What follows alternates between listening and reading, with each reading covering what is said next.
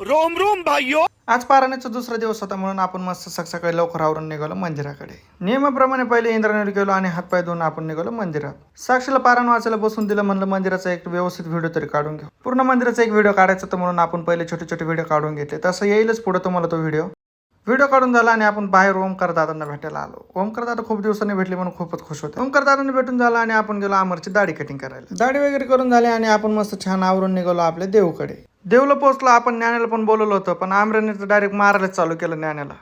मस्तपैकी तुकाराम महाराजांचं दर्शन झालं। बाहेर येऊन पाहिलं ते हे छोटं आणि मोठं कुत्रे एकदम मस्त खेळत होते। शिळा मंदिराचं दर्शन घेऊन आपण गेलो गाथा मंदिराकडे। गाथा मंदिराचं पण दर्शन एकदम व्यवस्थित झालं आणि मग निघालो आपण। ज्ञानाला एक पाणीपुरी खाऊन घातली पण त्याने आपले आभारच मानले। तुझा धन्यवाद।